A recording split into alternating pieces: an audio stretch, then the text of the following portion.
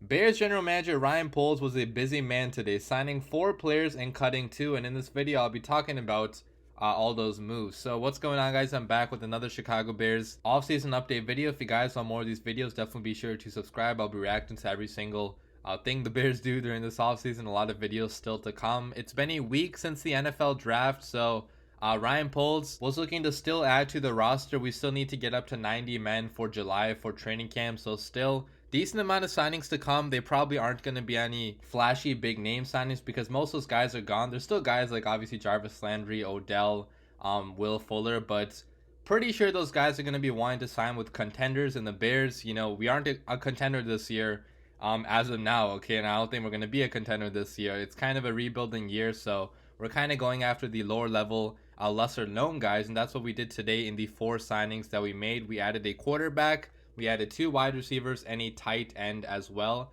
And we cut Ryan Willis and Jesper Horsted. So I'll talk about the cuts first. Beginning with tight end Jesper Horsted. He got cut because he failed his physical. Okay, so he got injured and wasn't able to pass his physical. So he is no longer on the Bears roster, which honestly kind of bummed me out, guys. I mean, the limited chances that Jesper Horsted got in training camp, you know, the few games that he played in the regular season, he made the most out of those opportunities. Had really reliable hands, made a couple fantastic highlight reel catches in preseason and the regular season as well. Seemed like a perfect, number 2 tight end behind Komet, but I guess he wasn't healthy, and Ryan Poles and his new regime have been pretty strict, I would say, with these physicals. Okay, we didn't sign Larry Ogunjobi, the biggest signing of the offseason, because he failed his physical. We also got rid of Tariq Cohen because of a failed physical. I feel like I'm forgetting somebody else too. There might have been a couple other guys, but regardless, the health wasn't to the standards of what Poles wanted, so that's why he's getting rid of Jesper Horsted. Wish him the best of luck. I wish he could have stayed on the roster, but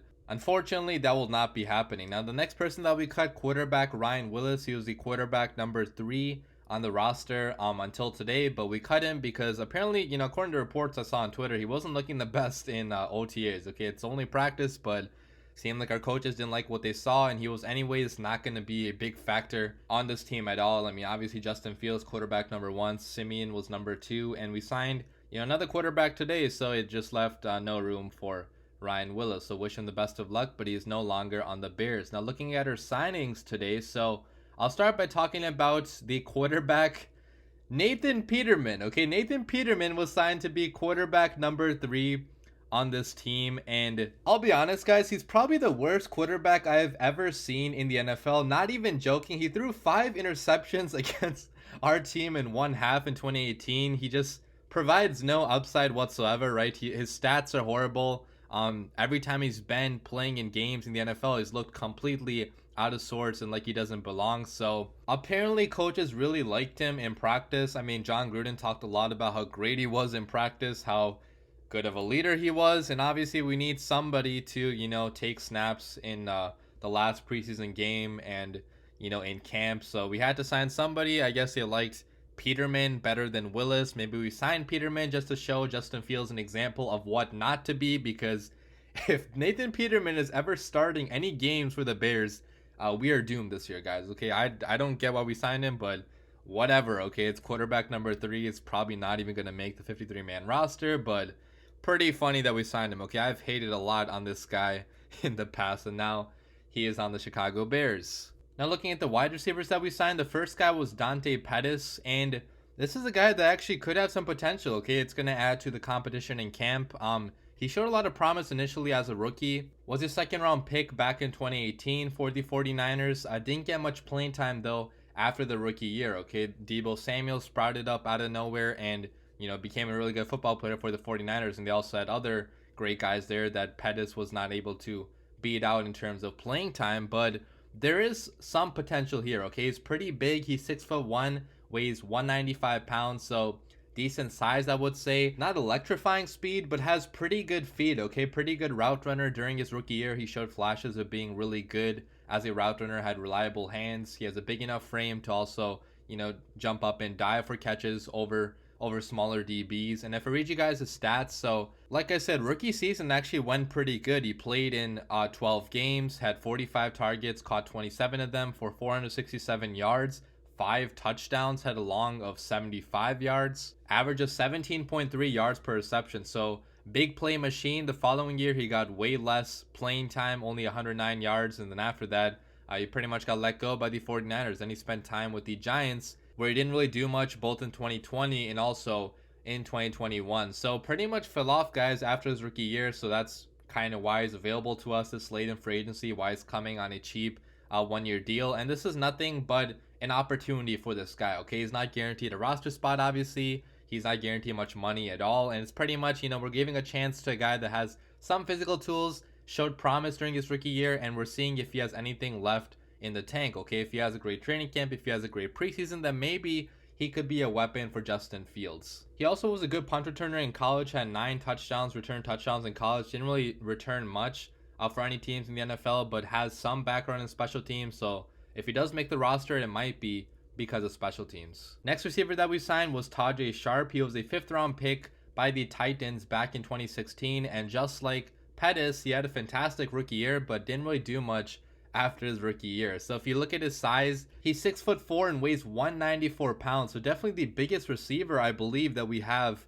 on the roster right now. So if he wants to play the X role for the Bears, you know, maybe he has the build to do so. If you look at his traits, he's a really good route runner. Okay, his route running has been probably the best part of his arsenal so far in the NFL. He had a couple of fantastic, you know, even tiptoeing catches. So really good footwork overall, strong, reliable hands. Whenever the ball is thrown his way, he's been able to come down with it majority of the time. And like I said, he has a pretty big build, so that definitely helps in building DBs. And for you guys, his stats, rookie year was fantastic for him. Okay, if you look at 2016, his stats had 522 receiving yards, 2 receiving touchdowns, a long of 34, 12.7 yards per reception. Pretty good rookie year. He broke his foot though the following year, so he wasn't able to play at all in 2017. The 2018, he had a way lesser role. Okay, only 316 receiving yards, 2 receiving touchdowns. Following year after that, a little bit better, but still not really that much. Okay, 329 yards and 4 touchdowns. So decent depth guy for Tennessee. Then he moved on to Minnesota, where he got basically no playing time. And then last year with the Falcons, he had 230 receiving yards, and again played a very minor role on the Atlanta Falcons. So similarly to Dante Pettis, not much production after his rookie year. So it's kind of giving an opportunity to a guy that has